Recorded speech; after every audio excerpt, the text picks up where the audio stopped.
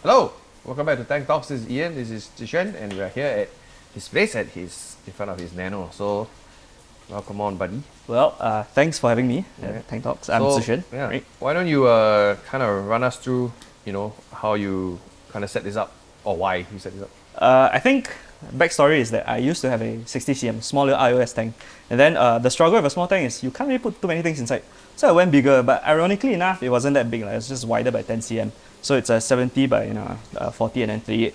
Then the idea going into this tank is to have a mixed reef. That's why I love sticks, but at the same point in time, the LPS gives it a bit more movement. So yeah, mixed reef lah. Just and then a little bit of a utility fish, and then you can't avoid a yellow tank, so put a yellow tank in, and then just let the corals and the fish be happy and let nature take its course. So, what is this? When did you start reefing? Oh, okay. I started in I think 2020. COVID reefer. Yeah, COVID reefer. And then somewhere through, I just thought, hey, since last time I kept two clownfish in one small tank, why not try again? Okay. And then the passion just grew from there. And then, you start with a small tank, eventually it's just going to get bigger and bigger. And then now into this. So, this is tank number what since then? Tank number 3. Number 3. Okay. But it's the first fully fledged one with a sump, because the previous two was a hang-on back and I've iOS. seen those. And then, there's the limitations in those, so always value a sump system below. And yeah, so tank number 3, hopefully it's gonna go. How long has it been? It's been 4-5 months. 4-5 months, right? Yeah. And it's pretty incredible. It's like a lot of coralline already. It's not for the previous rock, right? For this No, new it's rock? not. It's Okay, so fresh. the coraline's there. Some of the SPS are encrusting. Mm-hmm. And things are generally looking okay. Yeah. And there's, I don't mean to be the tank police, but there's quite a few fish in here. But I think he likes to small tanks, so he generally trades them off for bigger ones, and it's pretty easy to catch them out here. So not a big deal. So. Where are you going to go with this? Are you going to have more sticks? Like, what is the plan now? Eventually, the idea is to bring in the Aussie coral. If I can even find small colonies and share it with friends, then Aussie SPSs would be nice, right? And then Aussie corals would be nice. But at the same point in time, have some unique ones like the yellow-colored acorn or it's a yellow submarine favia. The unique pieces that eventually, when people come into the house and see, their jaws will drop. Yeah, exactly. Jaws drop. That's the idea of the tank.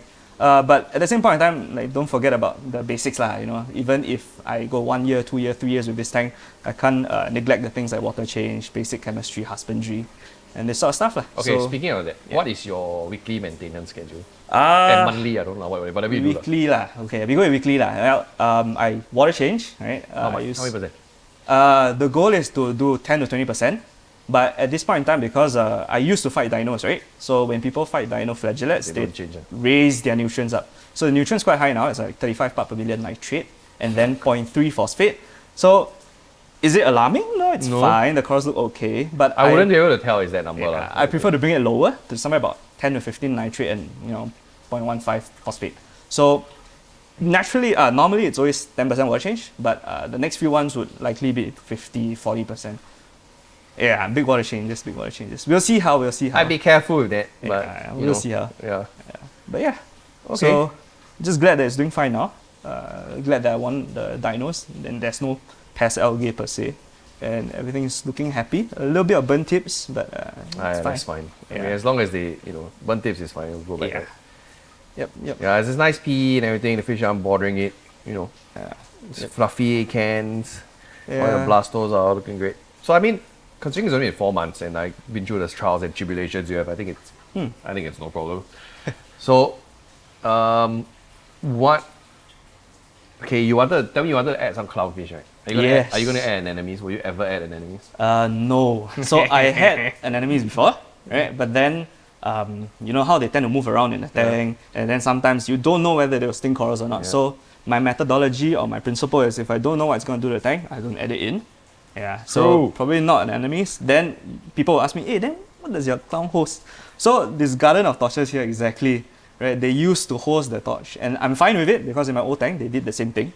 Yeah, and I'm not fine Yeah, with so, yeah. I mean, okay lah. Yeah. Okay lah. I mean, I like the extension of my gonios and torches. The last thing I want is a Nemo like freaking dancing over there, and, like making them kind of scrunch up. I wouldn't want that. But exactly lah. So just let the clownfish be or swim where they want to swim, host where they want to host. Eventually, if everything's happy, everything's the way they should be, then no worries lah. No worries. So this is your third tank you basically cycled, right? Yes. Is there anything you did differently that you think really helped? Yes. So in my second tank, I got live rock from LFS. Oh boy. And then I put it in the tank. So back then, everything, you know, on the second tank, I didn't really know anything much. So you could see the decaying organics from the live rock. And then it went through so much trial and tribulation. And at one point in time, the SPSs were happy, but they start dying off.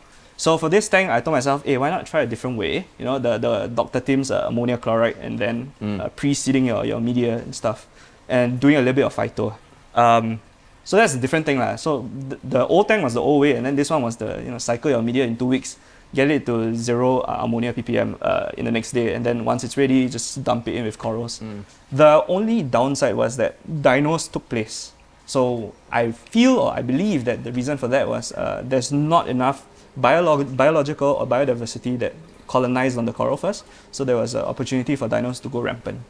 Yeah, but you know, once you deal with dinos, which isn't really a big thing, your corals just take off from there. I found that ever since I started using UVs, I've never had a dino issue ever. Yeah, Like, it's just, I agree. like, it's not even a really expensive piece of equipment, especially if you get one that kind of fits at the back, or even if it's a temporary thing, right? Yeah. Like, it's still like Yeah, fantastic. so when I fought dinos, you know, you Google reef to reef or whichever chat group, they say first thing you gotta do is identify the dinos, then run a UV, right? So I had a UV, but I took it out. So the UV was there for the longest time. I think it was a pond industrial grade kind of UV. Okay. You know, when my friend lent it to me, that's what he told me. Then it was running for a really long period of time. I had been dosing a heck lot of beneficial bacteria and just upping the nutrients. But I think the idea of this tank is that I didn't want too many things cluttering above the tank, because the previous iOS always have stuff hanging around, and you know, I wean off the UV after realizing that okay, dinos were dying you down. can kind of take it off. Like my little Interrupters Nano, I have it. I don't know if it's the thing itself. It's like 12 hour on, 12 hour off. Yeah, correct. Or is it 24? I don't know what it does, but it just half the time it's not on. So it's okay. You know, But also at the same point in time, because you're seeding beneficial bacteria in, right? If some of it goes into the UV, I don't anymore. Maybe at the start, but I really don't do that anymore. Probably. I've stopped dosing bacteria pretty much, but I think I have so much corals in there that they just do all the heavy lifting. Correct. You So for me, it's because, you know, I'm keeping small fracs, right? So they don't necessarily have that factory potential that your Not colonies or more established tanks will have. So I think eventually it will take flight, right? Once they start taking off, then they start Yeah. drawing in more. Then Precisely. they really start growing. Then it should hit a flat road. I think that's what people mean when they mean like stability in tank, right? Like your corals they're trying to survive. Yeah. And they're taking bare minimum. Then when they start to grow, the growth teeth start coming out, then they start to like really take in a lot more stuff. Correct. So And that's the issue also with a lot of newbie reefers. So I have some friends who, you know, when they start out the hobby, they ask, hey, what is dosing? Hey, how do you dose alkalinity? Hey, how do you dose calcium 2-part? Or do you do boiling or what? And then I tell them, say, you know, settle your basics first. You know, do the salinity first. And then after that, settle your big threes and then your minor, major, and trace, blah, blah, blah. And then lastly, then you think about altering anything. keep water. Yeah, a lot of times people panic when they get little things that happen, like, hey shit, my torch shrunken, how is it alive or dead? Then, you know, people always come in with the, hey, take out and smell, or do whatever it is instead of just leaving it there for a while and then just backtrack. Especially like gonios and stuff, people touch them way too often. Just like gonios sometimes take a few days open. Just leave them there, man. Like, don't worry about the flow. As long as it's not in front of the wave maker getting like blasted, like it's fine. Don't worry. Like the hardest thing to do is nothing. Yes. Unless obviously, you know, something is obviously wrong, like your fish is nipping your corals, then of course, you know, do something about it. But yeah. Even for me, I think like when I learned that I was having burn tips, I didn't realize that it was a trace issue. You know, every now and then I put my hand in the past, I put my hand in, shift the coral around. Was it the light? You know, alter the light a bit. Then people started telling me, hey, no, I relax. You know, burn tip is normal. It could be your dosing. You know, because back then I was running alkalinity and calcium. But now I'm doing off a reef, so it's a lot easier for me to manage. What I read about burn tips is that because of the alkalinity is high, the corals are growing faster than the calcium can catch up with the thing. Yeah. Right, so it's kind of like growing, but there's no flesh to cover. Yeah. Like, it can't keep up. Correct. See, that's why I understood. That as well as stress from other factors. So some people, when they keep acropora, right, they tend to want higher light. But then if, let's say, your nutrients imbalance or you don't have proper husbandry or something is affecting the coral and stressing it, and then the light's going to add on more stress, right? And then what happens from there is just get burnt tips or RTN or STN from the base, whichever it is. RTN is the most frustrating thing. Yeah. Like, Yeah. I think I kind of know what happened when I was pouring the new water. I might have poured it right above that, and the new water maybe kind of got straight onto it, and only that piece died. So I was like, Yeah. Really? See, and that's the frustration, right, for stickhead or SPS keepers. Yeah. You know, one day you look at it, it's fine, the polyps are out. The I next didn't day have you a wake sum. up. I should have poured in a sum, right? Yeah, probably. Yeah, shit. Or put it in an area of high flow. Yeah, my eyes fire also. Yeah, that's a Bye thing. bye. After 2 weeks, bye bye. Well, but the thing is, if the shipment from LFSs come in, then maybe you can try and keep one more in the future. But Yeah. I think, for me personally, I want to settle what I can't manage yet, which is, the nitrates and the phosphates that are creeping up slowly. I think it's got to do with feeding, but yeah. So I have found the LJ reactor of my nano to be like the godsend. It is like the primary. I can probably take out the skimmer. I can do whatever. It's probably that thing Right. is doing all the heavy lifting. Like Right. I can take out 1/3 or maybe 1/4, and in 2 weeks it's full. You take out again.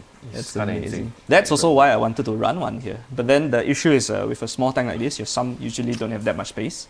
You have Yeah. space constraint. And then also, like I think I was mentioning it to you just now, when you do things like you just throw a ball of Cheeto inside your sump and then you put light over, you get light spillage everywhere. And then algae becomes an issue, especially for nano tanks. Yeah. For me, the algae becomes an issue here. Doesn't Okay. matter. But it's without a cover, it's also quite bright also. But correct. I think you could probably fit the small one here, you know. I could DIY. You maybe move this around now. You probably could Yeah. fit it here. I could DIY. Yeah, you essentially. could do it. I think Yeah. it's just so beneficial. It's ridiculous. Oh, the LJ turf scrubber, you can hang it. Yeah, but do you know the downside of a turf scrubber? Uh-huh. You don't have the capabilities of housing all the pods and all the microfauna. Oh. Yeah, so yes, it does pull out the nutrient from your system, but you don't have the beneficial pods that swim Yeah, around in your the pods are tank. here lah. Especially when you keep restless, right? They need that constant flow of Pods will food. be around. I don't Yeah, think pods will it's- be around. Yeah, but yeah, So, just Okay. glad that it's doing well now. Knock on wood, don't do badly. so what's your next project? You want to tank? No lah. I think this is it's as big as I'll get. Next equipment. Like, what are you gonna? If you were to invest in something next, what would it be? Honestly, the next thing I wanted to go for was the whole Apex set. So Apex and Trident. Oh, why put Yeah. it here? Okay. Probably mount something somewhere. Wow, so the auto tester, the Probably not Doser. DOS. Probably not Okay. DOS. Probably just go with Apex and then the Trident. controller lah. Yes. Because Trident is the tester, right? Yeah, Trident is the one that does your I think calcium, magnesium, and KH, I think right? it's enough, honestly. Yeah, and then salinity is my biggest concern. Why? I got it nailed down. Right, by auto dosing. But I think it's just more of a safe track. It's as a buffer zone for you, right? And then you know how friendly Apex is. I actually don't. Every time I try to research it, I'm like, what? There's a lot of stuff. Yeah. Yeah, but then I think coming from my background in IT, Yeah. I should understand some Okay, of the next time you stuff. help me set up. I just look at it, I just turn off. I immediately turn off. Yeah. I'm not a. not a Yeah, so programmer. Apex, if I can, you never know second hand, Yeah. That's or next. eventually if I save up enough, as a student, then invest in one. I don't see why not. Yeah, I mean, I you can think move it it's- from tank to tank. It doesn't matter, right? Exactly. So people are always willing to buy. Exactly. So like buying an Apex is.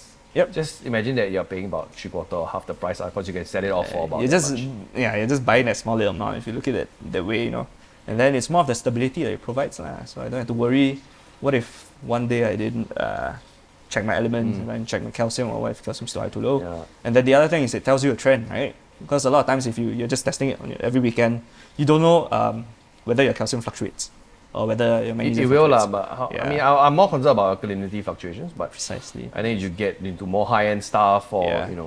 as things, I think it's really problematic when things starts to grow. Yeah. Because then the consumption is Yeah. not equal over the week, it Correct. starts going up Correct. and then you're like, okay, I need to kind of figure this out. Correct. So- And then Apex helps you do that. Yes, So why true. not, Yeah. right? Yeah, Then the because- next part is the dose. You just dose, then you literally don't do anything. Yeah, I mean, Don't do if I didn't have a space constraint, I don't see why not those, right? Yeah. I could foresee myself doing I that think I route. need to tell myself to, because I like fish, right? I just Uh-huh. want to get more tanks so I can put different stuff. Because not everything goes together. Right. But at some point, I'll be like, okay, you know what? Let me just go back and let's add the things I should be adding. Yeah. Like uninterrupted power source, controllers. So I think I'm gonna kind of dial back on a sheer amount of tanks and go like, okay, let me just make sure that these don't fail. Yeah. I think it's kind of what I'm leaning towards. And then safety nets. That's the most important thing, right? Always have redundancies. spare power supply redundancies, correct? Yeah. And ensuring that your sump can hold the water when it This one cuts is off. okay lah. This one is. No, there are some people usually- whose sump just overflow. That one is.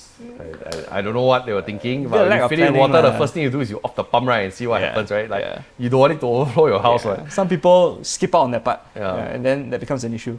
Yeah. But ultimately, if you like a DIY stuff like how I DIY, then just go ahead and have fun with it. Lah. Yeah, pretty impressive Yeah. for the. I'm not a DIY person. I roughly know what I want, but then I need someone else to do it. I'm Try. just- But your tanks are Your dream tanks are huge, so it's a bit hard to DIY as well. I'm honestly having 2 larger tanks and 3 smaller ones. I much prefer the smaller ones. But I think I only prefer them because I can keep the bigger stuff I want already. But in terms of maintenance and in terms of like easiness, the small tanks are way easier. Yeah. One bucket change done. Okay, already. One bucket in a big tank is nothing. Your hand also doesn't have to go all the way down. If it's a deep still tank, have It's about 2 feet. You still kind of got to go in. You know? But So I think the idea with this tank is that I didn't want it too deep. Yeah, so it's easy for me to see. And then my waterfall is much shorter. It's like 40. Yeah. So much easier. Exactly. You don't. The amino acids don't need to go in. Yeah. But Okay. Feeding. You're feeding. What do you do? All right. I feed a cube of myces and then I throw a bit of pellets in every day. I used to feed a lot heavier, but ever since the nitrates start rising, I just do the little cube of myces. But I think the main point is that I rinse my myces first in RODI, just to make sure that you don't have all that. I used to do that, man. I can't be bothered. No? But doesn't it spike your nutrients, or is it too big of a system to not fluctuate? I don't care. Like my system is like it's mostly ladders. I don't really care. Yeah. So I feed once a day. Well, not once a day. I feed a cube of myces and then some pellets, and then I rinse it, and then I periodically feed it so that food doesn't go into the sum, and then I don't waste and I don't spike the nutrients up. You shut return off? No, I don't. I just do it little by little, so that I see that there's minimal wastage going into the sum. Yeah. Coral food? Okay. So I dose different things for corals. There's the AB plus, and there's Acro Power, so that I see nicer poly extension. So much stuff. Yeah. Then there is Acro Glow from KZ in the morning. Yeah. And then in the noon, I do things like Amine and Mines from Fauna Marine. Yeah. So it's a double feeding for the corals. I think primarily because I'm a stinkhead, right? And then the thing about people who like to keep SPSS or mixed reefs or even corals in short, once they see success once, right, they will think in their mind that, hey, I can do this again, I can be successful again. So when you see things fail, you harp in a bit, because I just never fed my corals. Like I feel like everything is fine. I don't want to add random stuff in and then mess it up, Yeah. So I'm a bit hesitant to try, even though I bought Acro Power and I heard some stories. It's like I don't know. I think you could do half or a quarter of the required quantity. Yeah, that works. So I think the only time I do is before I change water, like an hour or two, I will dose. Then I'll change the water after. Then I feel there's more control over the situation, whether it's true or not. I don't know. Yeah. I think it's more of the aminos that provide the buffer zone for the corals. Because I heard that aminos help to keep them happy, or it kind of mitigates the stress that they feel. I think iodine does it as well. I also feed LRS Reef Frenzy as all the small particulate matter, which I think the corals also eat. Right. So because it's got the shrimp eggs, right? Eggs, or lobster eggs. So I just generally use that in general. I don't do it. Yeah, but I don't target feed my corals. I don't feed reeferoids. Even for the acantophilia that people say, cut the market prawns more than feed. I think don't need to unnecessary lah. I think maybe it definitely helps lah. But if you can't, so for newer people, if you can't manage the nutrient situation, please don't feed the corals. Like they don't need to be fed. A feeding is like a more advanced thing. Just don't feed it. It's a luxury for them, right? Because you think in a while, who's gonna bring a market prawn into the exactly. And then like, if you have problems keeping your nutrients, you just don't feed your coral. Like it's not necessary. If they photosynthesize, it's enough. Yep. That's just the end of the story. Or if you're not competent enough to keep it, don't keep it first. Keep something else more simple. No, but generally in LPS or whatever, just don't feed it. It's fine. Like it's a bit. It's not 100% of the color it can be, but it's 70%. Yeah, but is it alive? Yeah, okay. And another thing is about light also. I realized that some SPS keepers, they keep whites for a very long period of time. I keep mine at 1 hour. So my photo period is only 1 hour. Ramp up 3 hours, 1 hour, and then the white cuts off. There's no green, there's no reds. Am I doing it the right way? I wouldn't know, right? Is it unorthodox? Yeah, it is. I just use the Radion SPS. I mean, that works as well. Right? But to me, I don't want to stress my corals, and I don't want to. I know red and green incites algae growth that I don't fancy, so I turn off the red and greens. Okay. I put a little bit lah. I just use what I recommend. Yeah, a little bit helps to incite the fluoroproteins in the corals, but it's alright. That's a lot to go on. Thank you for letting us film here today, and I think it's a nice future ahead of it. We'll come back and check in with him maybe in a couple of months' time. Awesome. And see how it turns out. But thanks for hanging out. Thanks for talking. Thanks for having me. Tank.